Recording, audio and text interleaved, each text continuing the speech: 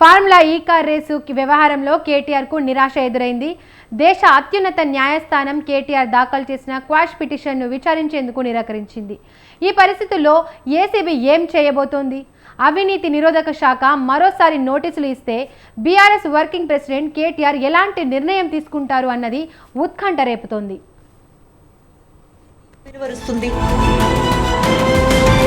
కేటీఆర్ దాఖలు చేసిన క్వాష్ పిటిషన్ను కొట్టివేస్తుందా, లేదంటే మరేదైనా నిర్ణయం వెలువరుస్తుందా? ఇలా ఎన్నో అంచనాలు, మరెంతో ఉత్కంఠ మధ్య బీఆర్ఎస్ వర్కింగ్ ప్రెసిడెంట్ కు నిరాశ ఎదురైంది. పండుగ వేళ ఫార్ములా ఈ కార్ రేస్ కేసులో మాజీ మంత్రి కేటీఆర్ కు గట్టి షాక్ తగిలింది. ఈ కేసులో హైకోర్టు తీర్పును సవాలు చేస్తూ కొన్ని రోజుల క్రితమే సుప్రీంకోర్టులో క్వాష్ పిటిషన్ వేశారు మాజీ మంత్రి. అయితే ఈ పిటిషన్ను విచారించేందుకు సుప్రీంకోర్టు నిరాకరించింది. దీంతో క్వాష్ పిటిషన్ను వెనక్కు తీసుకున్నారు కేటీఆర్.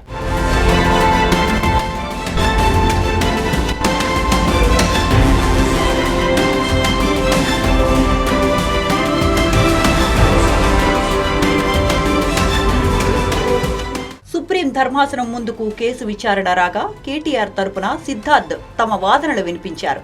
ఫార్ములా ఈ కార్ రేస్ కేసులో హెచ్ఎండిఏ ఇతరులను నిందితులుగా చేర్చలేదని, కేవలం కేటీఆర్ ఇద్దరు అధికారులను మాత్రమే చేర్చారని కోర్టు ముందు ప్రస్తావించారు.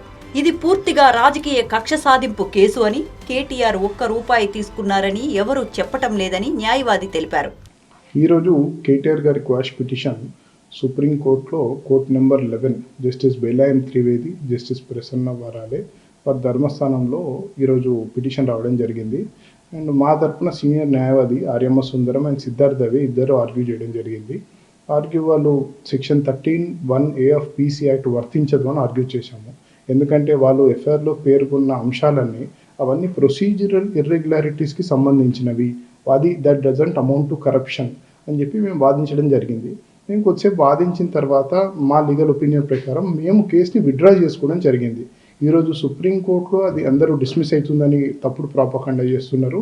అది మా అంతటా మేమే విత్డ్రా చేసుకున్నాము, అది డిస్మిస్ కాలేదు. There is a difference between withdrawal and dismissal. మా అంతటా మేమే పిటిషన్ వెనక్కి తీసుకున్నాం కాబట్టి అది డిస్మిస్ కిందకి రాదు, మేము విత్డ్రా చేసుకునేట్టు అవుతుంది అది. అండ్ మేము ఎందుకు విత్డ్రా చేసుకున్నామంటే అవైలబుల్ రెమెడీస్ని అప్రోచ్ అవ్వడానికి, తీసుకోవడానికి యాజ్ పర్ లాలో ఉన్న రెమెడీస్ మిగతావి అప్రోచ్ చేసుకోవడానికి మేము ఇది చేయడం జరిగింది. సో దానికి తేడా ఉంది. So I just want to clarify. So డిఫరెన్స్కి there is a difference between withdrawal and dismissal. ఇది మా అంతటా మేము విత్డ్రా చేసుకున్నాము ఈ కేసుని.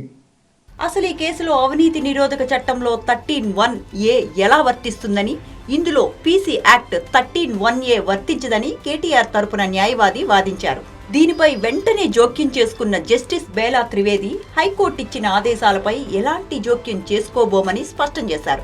అసలు ఈ కేసులో అవినీతి నిరోధక చట్టం 13(1)A ఎలా వర్తిస్తుందని, ఇందులో పీసీ యాక్ట్ 13(1)A వర్తించదని కేటీఆర్ తరపున న్యాయవాది వాదించారు. దీనిపై వెంటనే జోక్యం చేసుకున్న జస్టిస్ బేలా త్రివేది హైకోర్టు ఇచ్చిన ఆదేశాలపై ఎలాంటి జోక్యం చేసుకోబోమని స్పష్టం చేశారు. దీంతో ఈ కేసుకు సంబంధించి సుప్రీంలో ఊరట లభిస్తుందని భావించిన కేటీఆర్, బీఆర్ఎస్ నాయకులకు నిరాశ మిగిలింది.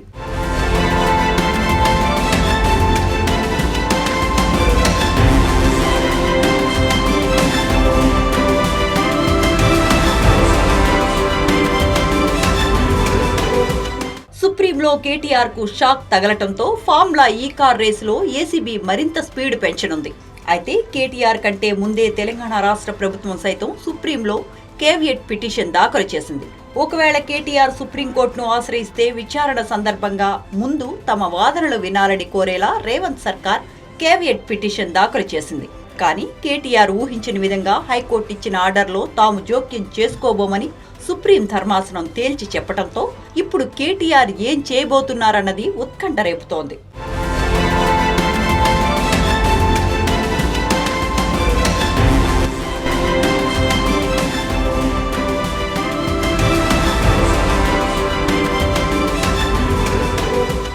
ఇక్కడే మరో ముఖ్యమైన విషయం ఉంది. ఇప్పుడు ఏసీబీ మరోసారి నోటీసులు జారీ చేస్తే కేటీఆర్ ఖచ్చితంగా విచారణకు హాజరు కావాల్సి ఉంటుంది. ఇప్పటికే ఓసారి కేటీఆర్ ను ఫార్ములా ఈ రేస్ కేసు వ్యవహారంలో 7 గంటల పాటు విచారించింది ఏసీబీ. మరోసారి విచారణకు కేటీఆర్ ను పిలిస్తే అరెస్ట్ చేసే అవకాశాలు ఎక్కువగా ఉంటాయన్న వాదన వినిపిస్తోంది.